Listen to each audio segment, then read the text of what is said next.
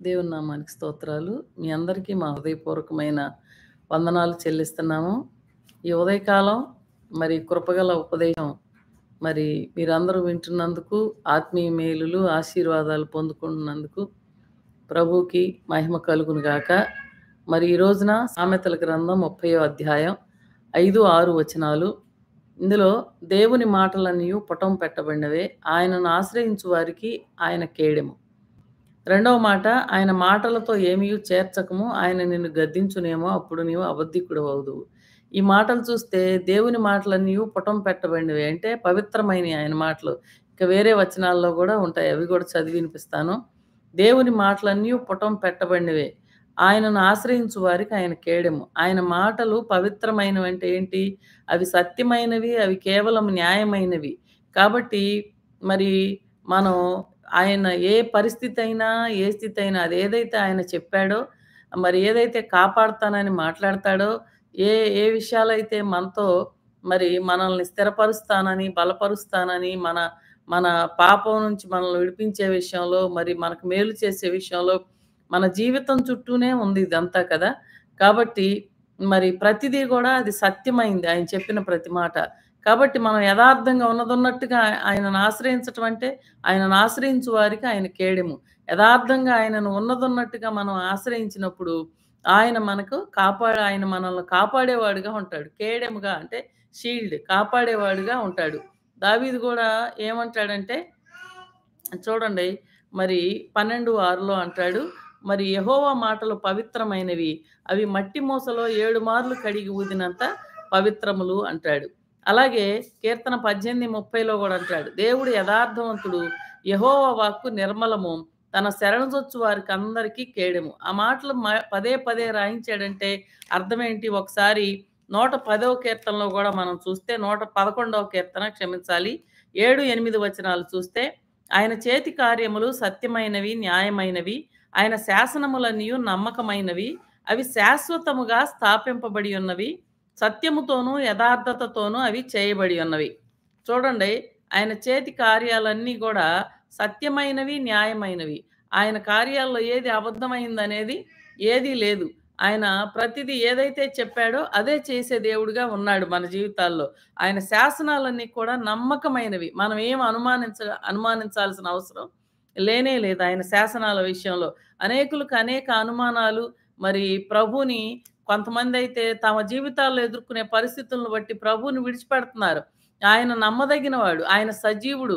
ఆయన జీవము కలిగిన దేవుడు. ఆయన ఎటువంటి కార్యాన్నైనా చేయగలడు. ఆయన లేని దాన్ని ఉన్నట్టుగా మృతులను సజీవులుగా చేస్తాడని దేవుని వాక్యం చెబుతుంది. అబ్రహాము గురించి పౌలు ఏమని సాక్ష్యం ఇస్తాడంటే రోమాపత్రిక 4వ అధ్యాయంలో మరి ఆయన లేని దాన్ని ఉన్నట్టుగాను మృతులను సజీవులుగాను చేసే దేవుని ఎదుట అబ్రహాము మనకు తండ్రిగా ఉన్నాడు అన్నాడు. ఎందుకు రాశాడు ఆ మాట? అబ్రహాము బిడ్డలు లేని సమయంలో బిడ్డలనిస్తానని వాగ్దానం చేశాడు.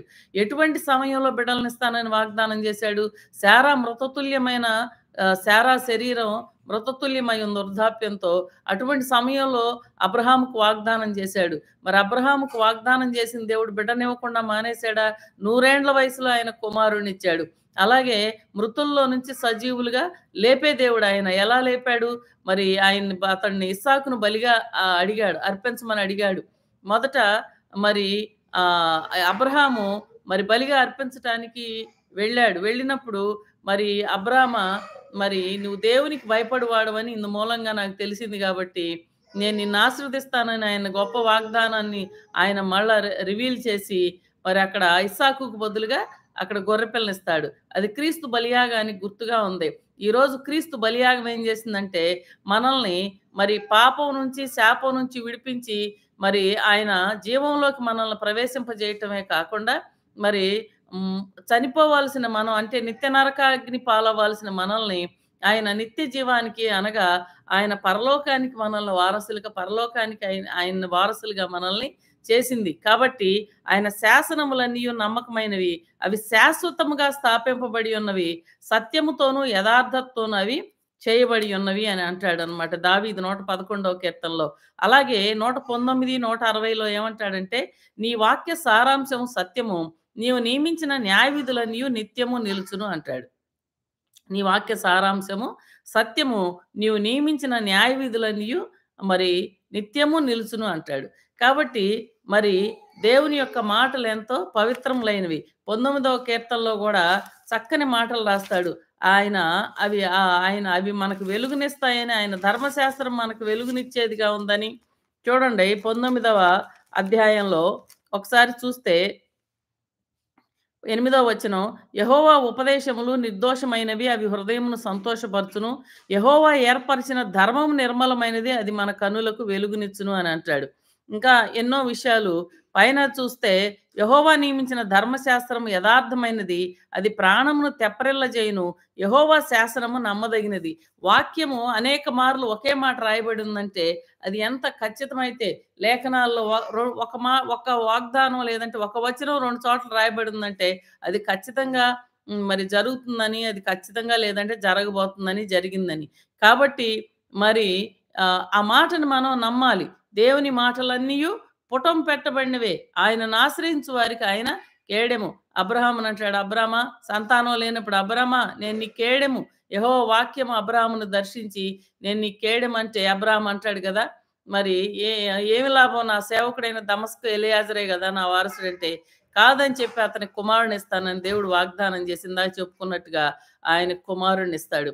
అంతేకాకుండా కింద మాట ఏముంటుందంటే, ఆయన మాటలతో ఏమీ చేర్చకము, ఆయన నిన్ను గద్దించునేమో, అప్పుడు నీవు అబద్ధికుడవగుదువు. చూడండి, ఆయన చెప్పిన మాటలకి మనం ఏది కలపకూడదు. మరి ఏది కూడా అందులోంచి తీసివేయకూడదు. మరి ఎందుకంటే ఆయన మాటలు ఉన్నదున్నట్టుగా మనం మాట్లాడగలగాలి. ఆయన చెప్పింది చెప్పినట్టుగా మాట్లాడగలగాలి. ఆయన సత్యాన్ని సత్యంగా మనం ప్రకటించగలగాలి. అంతేగాని దానికి మన మాటలేమి కలపకూడదు. చూడండి, ఎందుకంటే ద్వితీయోపదేశకాండం 4:2లో కూడా ఇదే మాట రాయబడి ఉంది. అలాగే 12:32 ద్వితీయోపదేశంలో కూడా ఇదే మాటలు రాయబడి ఉంటాయి. ఏమనంటే, ఆయన మాటలతో ఏమీ చేర్చకము, ఆయన నిన్ను గద్దించునేమో, అప్పుడు నీవు అబద్ధికుడు అవుతావు. చూడండి, ప్రకటన 22:18, 19లో ఏముంటుందంటే, ఈ గ్రంథమందు ఉన్న ప్రవచన వాక్యంలోని విను ప్రతివానికి నేను సాక్ష్యం ఇచ్చినది ఏమనగా, ఎవడైనను వీటితో మరి ఏదైనను కలిపిన ఎడల ఈ గ్రంథములో వ్రాయబడిన తెగుళ్ళు దేవుడు వానికి కలగజేయును. ఎవడైనను ఈ ప్రవచన గ్రంథమందున్న వాక్యములలో ఏదైనా తీసివేసిన ఎడల దేవుడు ఈ గ్రంథములో వ్రాయబడిన జీవవృక్షంలోను పరిశుద్ధ పట్టణంలోను వానికి పాలు లేకుండా చేయును. ముఖ్యంగా ఈ ప్రకటన గ్రంథం గురించి మరింత ఖచ్చితంగా చెప్పాడు. ఎందుకంటే ఇది చివరి హెచ్చరిక. బైబిల్లో నుంచి ఇది చివరి హెచ్చరిక. చాలా కఠినమైంది. ఎందుకంటే అన్నాడు కదా, ఏమన్నాడు, ఎవడైనను వీటితో మరి ఏదైనా కలిపిన ఎడల ఈ గ్రంథములో వ్రాయబడిన తెగుళ్ళు దేవుని వానికి కలగజేయును. ఎవడైనా ఈ ప్రవచన గ్రంథమందున్న వాక్యముల్లో ఏదైనా తీసివేసిన ఎడల దేవుడి గ్రంథములో వ్రాయబడిన జీవవృక్షములోను పరిశుద్ధ పట్టణంలోను వానికి పాలు లేకుండా చేయును అన్నాడు. కాబట్టి కలిపితే తెగుళ్ళు వస్తాయి అన్నాడు. మరి తీసివేస్తేనో మరేమన్నాడు, మరి జీవవృక్షంలోను పరిశుద్ధ పట్టణంలోను పాలు లేకుండా చేస్తానన్నాడు. కనుక మనం ఏది కలపకూడదు, ఏది కూడా తీసివేయకూడదు అందులో నుంచి. మరి ఎందుకంటే ఇవి దేవుడు చెప్పి రాయించినటువంటి మాటలు ఖచ్చితంగా. మరి ఈ గ్రంథం ఎంత ఖచ్చితమైందో, ఈ గ్రంథం ఎంత ముఖ్యమైందో, ప్రధానమైందో ఇక్కడ ఈ మాటలు మనకి నొక్కి చెబుతా ఉన్నాయి. మరి సత్యాన్ని చూడండి, మాటలు కలపడం తీసివేయటం అంటే అర్థం ఏంటి? సత్యాన్ని మార్చటం కదా, సత్యాన్ని తారుమారు చేయటం కదా. కాబట్టి మనం అటువంటి పనులు ఎప్పుడు చేయకూడదు. అంతేకాకుండా దేవుడు తన సత్యాన్ని మనుషులకు తన మాటల ద్వారా ఇచ్చాడు. కాబట్టి ఈ మాటలకి ఎంతో ప్రాధాన్యత ఉంది. ఈ మాటలను మనం నమ్మాలి. ఆ మాటల ప్రకారం మరి పని చేయాలి. చూడండి, ఇర్మియా గ్రంథంతో 1వ అధ్యాయం 9వ వచనంలో ఒక మాట ఉంటుంది. ఏముంటుందంటే, చూడండి, అప్పుడు యెహోవా చేయి చాపి నా నోరు ముట్టి ఇలాగ సెలవిచ్చెను, ఇదిగో నేను నీ నోట నా మాటలు ఉంచి ఉన్నాను. ఎవరి నోట? ఒక మనిషి నోట దేవుడు తన మాటలు ఉంచి అనేక మంది ప్రజలను పడగొట్టడానికి, నిలబెట్టడానికి, కట్టడానికి, వారిని బాగు చేయటానికి అనేక రకాలుగా తన మాటలను ఒక మనిషి నోట ఉంచి పని చేయిస్తున్నాడు. చూడండి, ఇర్మియా చిన్న బాలుడే, కానీ అద్భుతంగా దేవుడు అతనిలో నుండి మరి మాట్లాడి ఇశ్రాయేలు ప్రజలతో మరి మాట్లాడటం జరిగింది. అనేకులు పడగొట్టబట్టానికి, కట్టబట్టానికి ఇక్కడ రాశాడు కదా! ఏమని రాశాడు చూడండి. పెళ్లగించుటకును, విరగ్గొట్టుటకును, నశింపజేయుటకును, పడద్రోయుటకును, కట్టుటకును, నాటుటకును నేను ఈ దినమున జనముల మీదను రాజ్యముల మీదను నిన్ను నియమించి ఉన్నాను. కాబట్టి ప్రభువే తన మాటలు మన నోట ఉంచి, తన సేవకుల నోట ఉంచి మరి ఆయన మాట్లాడుతున్నాడు. అంతేకాకుండా ఇదే ఇర్మియా గ్రంథం 15:16 వచనంలో, 15 అధ్యాయం 16 వచనంలో, నీ మాటలు దొరకగా నేను వాటిని భుజించితిని. సైన్యములకు అధిపతి యెహోవా దేవా, నీ పేరు నాకు పెట్టబడెను గనుక నీ మాటలు నాకు సంతోషమును, నా హృదయమునకు ఆనందమును కలగజేస్తా ఉన్నాయి. చూడండి, నీ పేరు నాకు పెట్టబడిన గనుక నీ మాటలు నాకు సంతోషమును, నా హృదయమునకు. పేరు పెట్టబడటం అంటే ఏంటి? దేవుని పేర మాట్లాడేవాళ్ళు, యేసు నామంలో మాట్లాడేవాళ్ళు, యేసు ప్రభువుకే చెందినటువంటి వాళ్ళు, లోకం ఎదుట ఆయన నామాన్ని ధరించుకున్నటువంటి వారు. పౌలునేమన్నాడు యేసు ప్రభు? పౌలునేమన్నాడు? అతడు అన్యజనుల ఎదుట, రాజుల ఎదుట, మరి ఇశ్రాయేలీల ఎదుట నా నామమును భరించుటకు నేను ఏర్పాటు చేసుకున్న సాధనం అయి ఉన్నాడు అన్నాడు. అలాగే ఆయన నామాన ఆయన మాటలను ప్రకటించే వారందరూ కూడా ఆయనకే చెందిన వారు. మరి లోకం ఎదుట మరి ఆయన ధరించుకున్నటువంటి వారుగా ఉన్నారు. కాబట్టి మరి దేవుని సేవకులు ఖచ్చితంగా మాట్లాడాలి ఉన్నదన్నట్టుగా. అలాగే మరి సంఘం, మరి ప్రజలు కూడా మరి దేవుని వాక్యాన్ని తారుమారు చేయకూడదు. ఎందుకంటే ఆయన మాటలన్నీ పవిత్రమైనవి. మనం చదువుకున్నాం కదా 12:6లో, 18:30లో. మరి అలాగే మరి 30 ఈ సామెతలు 36లో కూడా ఏమన్నాడు? ఆయన మాటలతో ఏమీ చేర్చకము, ఆయన నిన్ను గద్దించునేమో, అప్పుడు నీవు అబద్ధికుడు అవుతావు.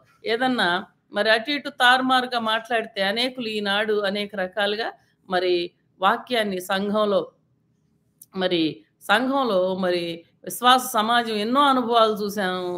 మరి చెప్పిన వాక్యాన్ని వక్రీకరించటం, అలా ఎందుకు జరుగుతుంది అనుకోవటం, ఇలా ఎందుకు జరుగుతుంది అనుకోవటం, అనేక సార్లు మా మీద లేచిన వారు కూడా ఉన్నారు. కానీ దేవుడు మరి ఏదైతే చెప్పాడో అదే జరిగిస్తా వచ్చాడు. ఎన్నో పరిస్థితుల్లో మరి ప్రార్థన చేస్తూ ఉంటే అనేక మంది బిడ్డలను కాపాడటం, వాళ్ళల్లో పశ్చాత్తాపం, మారు మనసు కలగజేయటం ప్రభు జరిగింది. కాబట్టి ఆయన మాటలన్నీ పవిత్రమైనవి. మనం మాట్లాడుకున్నట్టు ఆయన శాసనాలు నమ్మదగినవి, ఆయన మాటలు సత్యమైనవి, న్యాయమైనవి కనుక వాటిని మనం నమ్మాలి, వాటిని మనం ఆశ్రయించాలి. అబ్రహాము జీవితంలో కార్యం చేసిన దేవుడు నేడు మన జీవితంలో కూడా కార్యం చేయటానికి ఆయన ఆశ్రయించాడు. అబ్రహాము అన్నిటినీ వదిలిపెట్టాడు, సంపూర్ణంగా అప్పగించుకున్నాడు. లోకాసువార్త 14 అధ్యాయంలో చెప్పినట్టుగా మనం లోకానికి ఉప్పులాగా ఉండాలి. ఉప్పు నిస్సారమైతే, దేవుని వాక్యం మనలో మనం పనిచేయనీకపోతే, దేవుని వాక్యాన్ని ప్రక్కన పెడితే మనం నిస్సారమైన జీవితాలు కలిగి ఉంటాం. అది ఈ లోకాన్ని విడిచిపెట్టకపోతే, దేవుని వాక్యాన్ని మనం పటిష్టంగా చేపట్టుకోకపోతే మనలో ఏ సారము కూడా ఉండదండి. మనం ప్రక్కన వేయబడతాం. కనుక దేవుని మాటలు అవునంటే అవును, కాదంటే కాదు. కనుక ఆయన ఆశ్రయించు వారందరికీ ఆయన కేడెముగా ఉన్నాడు. ఆయన శరణుజొచ్చిన వారందరికీ ఆయన కేడెము. కాబట్టి అబ్రహాంతో కూడా ఏమన్నాడు? అబ్రహామా, నేను నీ కేడెము, నీ బహుమానమును అత్యధికం చేస్తాను. ఎందుకంటే అబ్రహాం ఆయన్ని ఆశ్రయించాడు కాబట్టి అబ్రహాము యొక్క బహుమానం అత్యధికంగా అయింది. నిన్ను గొప్ప జనముగా చేసి నిన్ను ఆశ్రదించి నీ నామాన్ని గొప్ప చేస్తానన్నాడు. నీవు ఆశీర్వాదకరంగా ఉంటావన్నాడు. నిన్ను దూషించు వారిని చెప్పిస్తానన్నాడు. నిన్ను ఆశ్రదించిన వారిని ఆశ్రదిస్తానన్నాడు. అంతేకాకుండా భూమి యొక్క సమస్త వంశములు నీ యందు ఆశ్రదించబడతాయి అన్నాడు. ఆ వాగ్దానాన్ని తిరిగి ఇస్సాకు విషయంలో, తిరిగి యాకోబు విషయంలో, ఈనాడు యేసు ప్రభు ద్వారా మనందరి విషయంలో కూడా దాన్ని నెరవేరుస్తున్నాడు. ఆయన ఆశ్రయించిన వారిని అందరినీ నిత్య జీవానికి వారసులుగా చేశాడు. దేవుడి మాటలు దీవించి మిమ్మల్ని అందరినీ ఆశీర్వదించును గాక. ప్రార్థన చేసుకుందాం. మహాపరిశుద్ధుడు అయిన మా ప్రియ పరలోకపు తండ్రి, నీకు వందనాలు, స్తోత్రాలు. ఘనుడవు, గొప్ప దేవుడవు, మహాదేవుడవు, సర్వశక్తుడవు, సర్వోన్నతుడవు, సర్వాతీతుడవు, సమస్త కార్యాలు చేయజాలిన దేవుడవు, చేయగలిగిన దేవుడవు, సర్వ సృష్టికి ఆది సంభూతుడవు, మృతుల పునరుద్ధానంలో కూడా ఆది సంభూతుడవు. నాయన నీకు వందనాలు, స్తోత్రాలు చెల్లిస్తున్నాం. అయ్యా, నిన్ను ఆశ్రయించు వారందరికీ నువ్వు కేడెముగా ఉన్నావు. నీ మాటలన్నీ పుటం పెట్టబడినవి అన్నావు.